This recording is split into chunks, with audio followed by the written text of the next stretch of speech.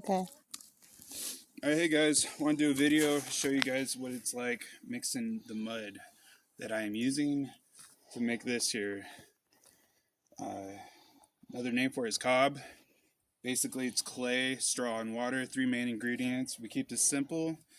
So I want to show you what it looks like in this wheelbarrow. I used to mix this stuff by hand, by foot actually, and we would put it on a tarp. And I was just like, man, I can't keep doing this. Can't be getting my feet all muddy all the time, right? So just wanted to show you what it looks like. Okay. Now the key here is to get the straw to bind with the clay, because that's necessary, right, with the structure integrity when we're building with it. So as I'm mixing, I want to make sure it holds together. If it looks like it needs more clay, then I'll throw it over here and I'll just keep building it as I go, right? It's almost like cooking, right? Making bread, yada yada. And so this becomes your building material right here. This is your wall. It's the inside wall. Okay, I'm getting this. Got a 12-foot hole over there. Got a good section of clay. It's 2 feet below the topsoil, and I'm grabbing that. That's what this is, mixed with straw and water. And these are, I would say, 25 pounds, give or take.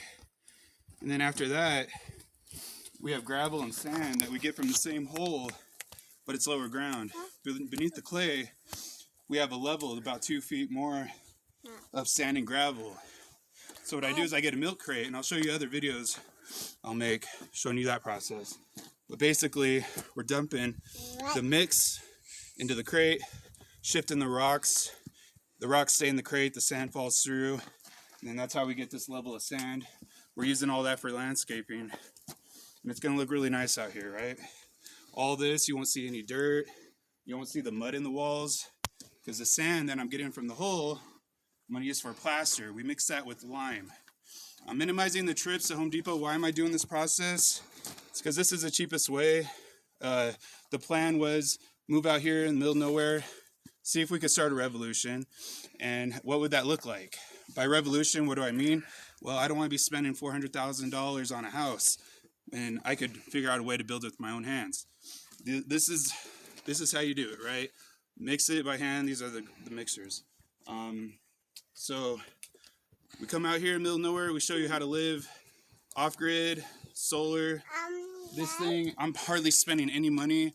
Nails, screws, you got the power tools. Pallets. Why am I building pallets? Because they're thrown away every day. You guys, this is a great building material. You got 2x4s in there, and you just fill them up. Straw, another great building material. It's an insulator, binding material. 15 bucks for a straw bale right now. And one bale goes a long way when you're building. And the roof, the entire thing is going to be this material, and then we're going to put concrete on the top floor. So we're going to be mixing around with materials, but the idea is I haven't bought any wood from Home Depot. That was the biggest kicker. When I saw 50 bucks a sheet, that was insane. I'm like, you know what? Something's got to be done. So what I'm doing here is not anything new. Our ancestors have been doing it for millennia.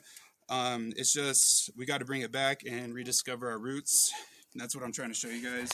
All the material, most of the material rather, is right here on our land.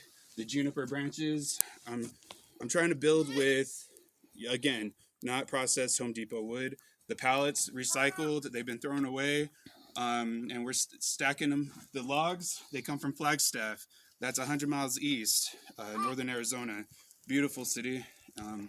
Great wood. So this is the most simplified method I can come up with for the time being.